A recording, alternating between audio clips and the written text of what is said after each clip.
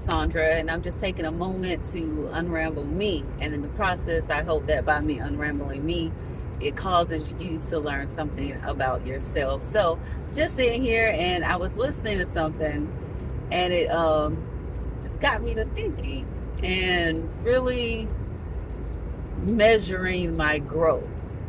So, for us powerful people, and I say us powerful people because I think that we're all just powerful in our own way. But there is a particular superpower that is amazing that I have, and there's people who I know who have this superpower. But sometimes this superpower can put you in positions where people really just don't like you because of that superpower. You ain't did nothing to them or nothing like that. They just don't like you, or they kind of get intimidated by it.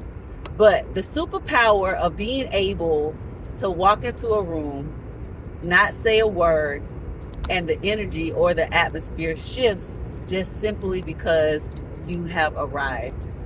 And in certain cases, I have that ability. And I used to, and I've talked about this before, I used to dim my light in those situations. I'll walk in, I'm like, okay, Hasandra, act right. Okay, act right. Don't say anything, don't give any advice, don't do anything, just don't. But that's who I am. I mean, like, that's just who I am. If the energy is kind of off in certain places, either I'm going to shift it or I'm going to leave, because I'm not going to feel uncomfortable. But it's never my goal to make other people feel uncomfortable too. But it is my goal to be aware of my surroundings. It is my goal to just be present in that moment, and also to be a light in that room. Not to dim myself, not to be a light, but also to be a representation of God. Let people know that there's a God in me, and let God shine through me.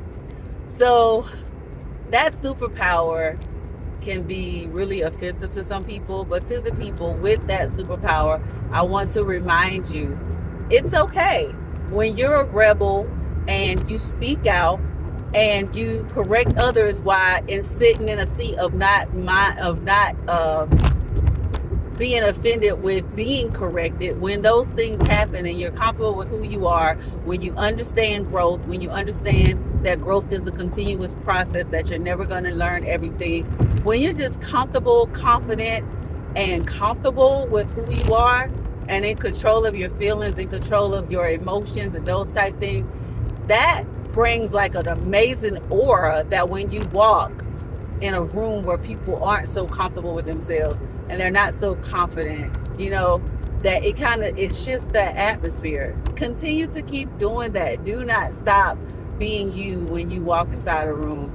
And so as I unravel myself in that process of just saying, hey, this is who I am, and I'm okay with who I am, it just helps me even more to just be, and to be comfortable, and to be me, and to be free in the process of being me. Because I'm very diverse in relationships. I have millionaire friends. I have friends who can't spell a million. I have black friends, white friends. I don't have a lot of Hispanic friends. I have a few Hispanic friends. I need to get more into my Asian community. But I'm very cultural, but I can't say that I have just go-to friends there. I do have people I know that I could talk to, that I can ask them questions, that we're comfortable enough with communication where I can ask about their culture and they're not offended. But I want to establish some healthy friendships with different cultures as well. And I encourage my children to have those cultural friendships as well. And also just to be friends with people who don't think like you, people who may not believe the same things that you do, and still learn how to love people where they are, even if they're not in the same mind frame as you. And that tests you to make sure that you're where you're supposed to be, and that you're really rooted and grounded in your beliefs. That's why in the month of September, y'all just went over this bridge and my ears is popping, now my throat itching. But in the month of September each year, I make sure that I experience something I've never experienced before, or that I reach out to different spiritual cultures. I had the on my itinerary to go to a temple in Jacksonville. It was a Buddhist temple, but I guess it wasn't meant for me to go, because I was like, okay, Lord, if I get up in here, because there's two type of Buddhists. There's the Buddhist that believes in God, and then there's the Buddhists that don't believe in God at all. Well, they acknowledge God, should I say? So there's like different types of Buddhists, and I did find that out. But I want to learn how to meditate more effectively.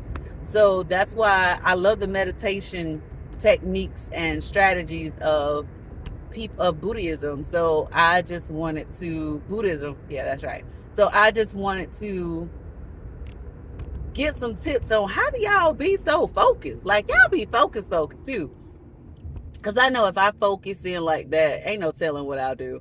Ain't no telling how far I could go if I really just, because I meditate, I do the breathing techniques to yoga, all that type of stuff. But I just want to learn how to do it more effectively. I want to be more intentional with it. And I have, but I've had help when I've gotten to those places. Like, I've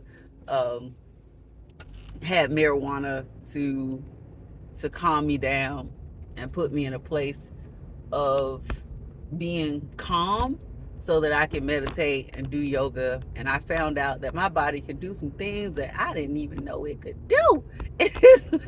I was like, oh, I can stretch that way, but I was so comfortable. I was so relaxed.